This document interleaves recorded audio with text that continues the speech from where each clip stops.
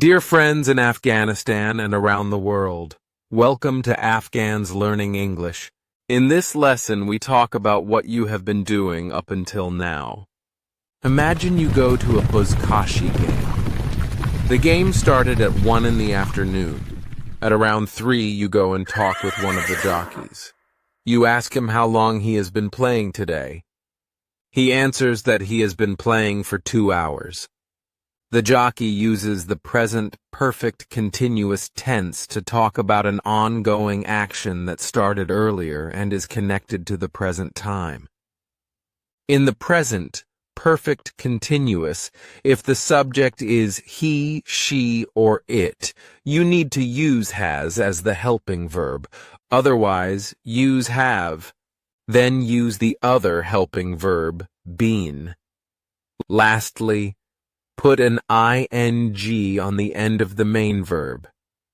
To make a negative sentence, simply add the word not between the two helping verbs. For example, they have not been working hard. Now let's look at an example from the Holy Bible. If you do not have a Holy Bible, you can find one online at BibleGateway.com. Look at the Old Testament and the book of 1 Samuel. In chapter 1, starting in verse 9.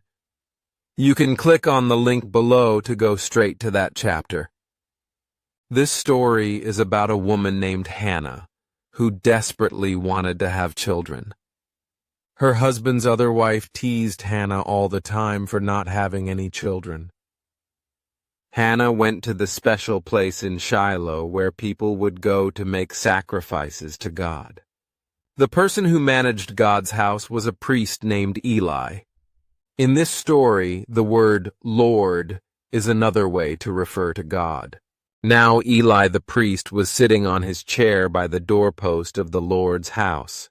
In her deep anguish, Hannah prayed to the Lord, weeping bitterly, and she made a vow, saying, "Lord Almighty, if you will only look on your servant's misery and remember me, and not forget your servant but give her a son, then I will give him to the Lord for all the days of his life, and no razor will ever be used on his head." As she kept on praying to the Lord, Eli observed her mouth. Hannah was praying in her heart, and her lips were moving, but her voice was not heard.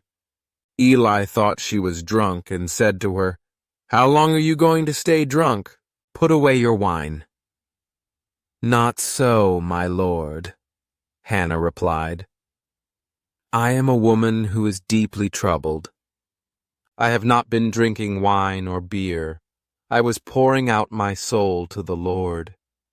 Do not take your servant for a wicked woman. I have been praying here out of my great anguish and grief."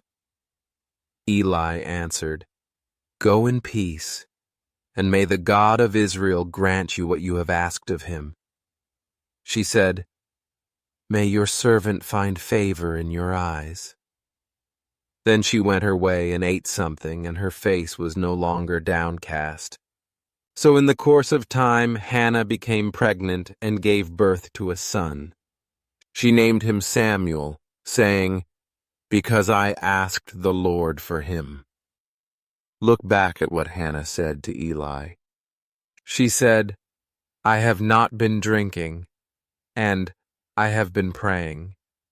She used present perfect continuous because these were ongoing actions that she had or had not been doing from the past up until this conversation happened.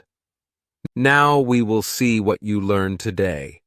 When you wake up and look outside, you see that it started snowing last night. What can you say? If you selected, "It has been snowing for several hours," then you are correct. You spent hours preparing dinner. Now the food is finally ready. What can you say? If you selected, "I have been cooking all day," then you are correct. What did we learn today? In English, You can use the present perfect continuous tense to talk about ongoing or repeated actions that you started in the past and are still doing.